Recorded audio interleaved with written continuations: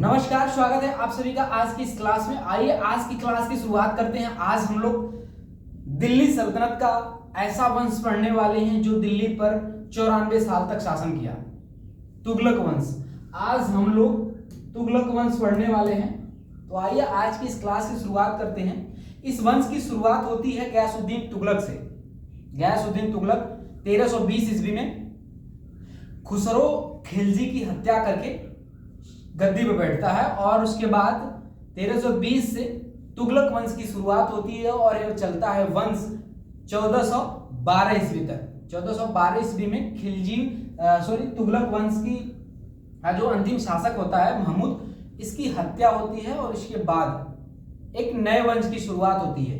खिज्र खान जो था, खिज्र खान एक नए वंश का नींव डालता है दिल्ली में, जिसका नाम होता है खिज्र खान। खिज्र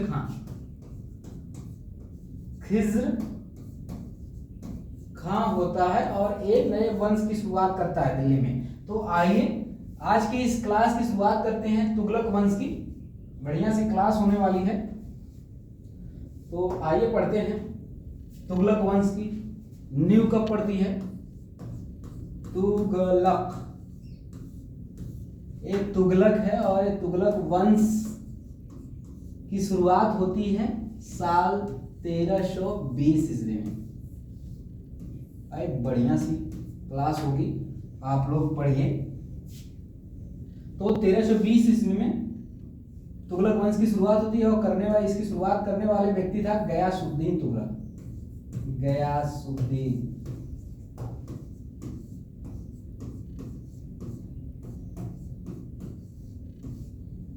गयासुद्दीन तुगलक। इसके बारे में कहा जाता है कि गयासुद्दीन तुगलक पहला शासक था दिल्ली सल्तनत का। शासक था दिल्ली का जिसने नहरों का निर्माण करवाया। दिल्ली सल्तनत का पहला शासक जिसने नहरों का निर्माण करवाया। और कहा जाता है कि इसी के लिए, गयासुद्दीन तुगलक के लिए ही निजामुद्दीन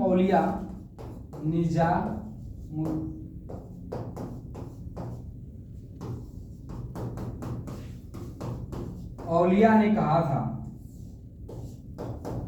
कि दिल्ली अभी दूर है। गयासुद्दीन तुगलक पश्चिम बंगाल में था, बंगाल में, और वहां से दिल्ली आ रहा था। किसी बात से निजामुद्दीन औलिया से मनमुटाव हो गया था गयासुद्दीन तुगलक का, और गयासुद्दीन तुगलक यहां से आ रहा था दिल्ली।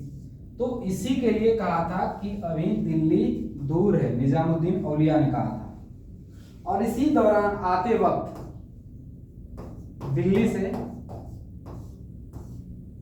से लगभग 70 किलोमीटर दूर गयासुद्दीन तुगलक की मौत हो जाती है। इसकी मौत हो जाती है। गयासुद्दीन तुगलक की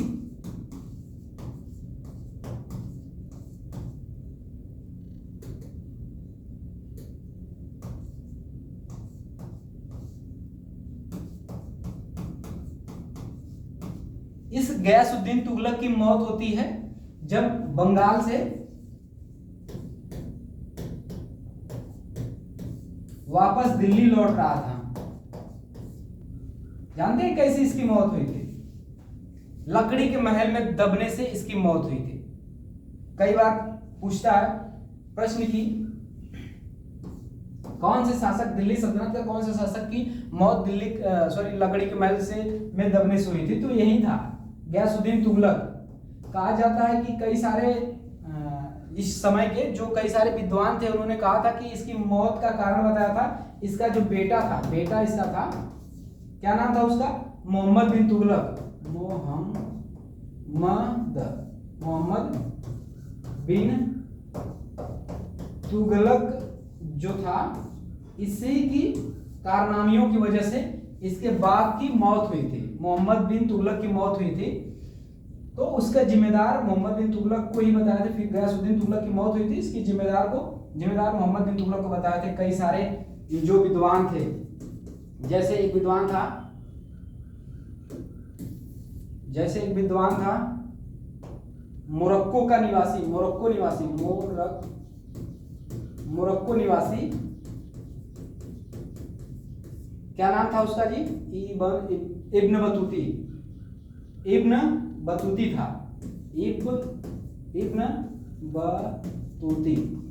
इब्न बतूती था।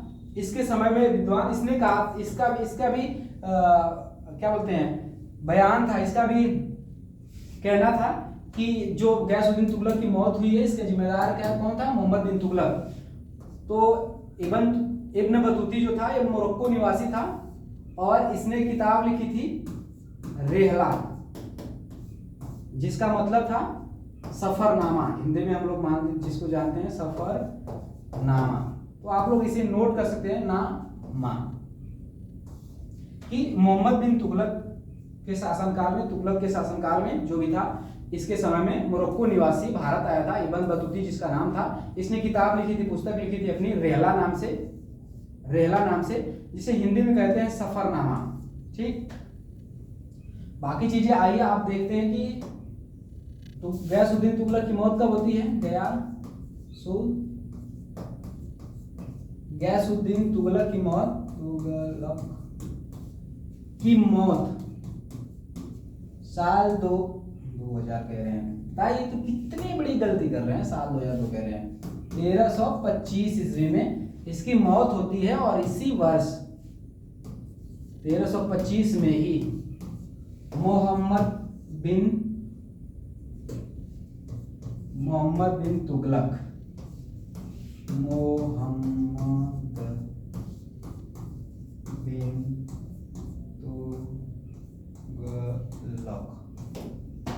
मोहम्मद बिन तुगलक दिल्ली के गद्दी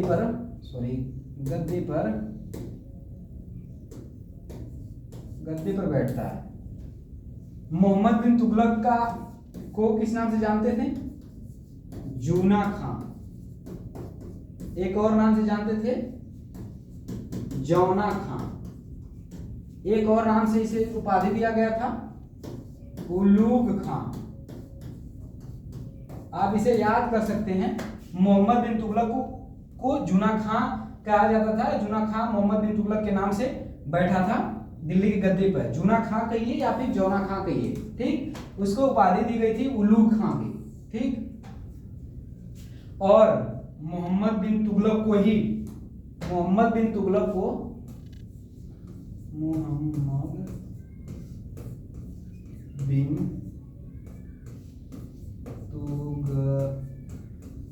तुगलक को दिल्ली सल्तनत का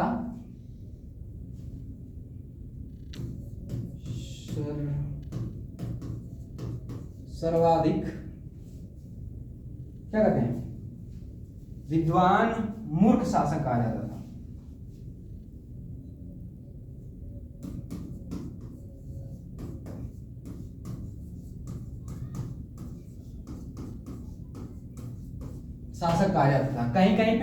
कहीं किताबों में भी लिखा हुआ है कि दिल्ली सल्तनत का सबसे विद्वान शासक कहा जाता था मोहम्मद बिन तुगलक को, लेकिन कहीं पे सर्वाधिक विद्वान मूर्ख शासक भी कहा जाता है। तो मोहम्मद बिन तुगलक को इस तरीके के कहने के पीछे का भी कुछ तथ्य थे, कुछ कारण थे जो इसे साबित करता था कि ये सच में विद्वान तो था लेकिन मूर्ख भी था। इसने 1325 से लेकर के 1351 ईस्वी तक दिल्ली पे शासन किया और मोहम्मद बिन तुगलक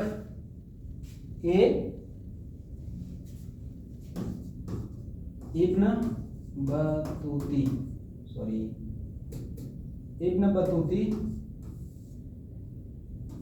को दिल्ली का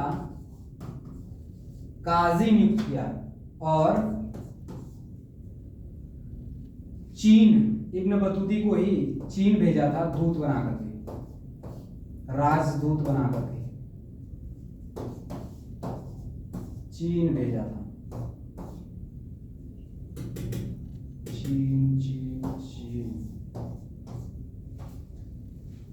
ठीक, आगे बढ़ते हैं हम लोग।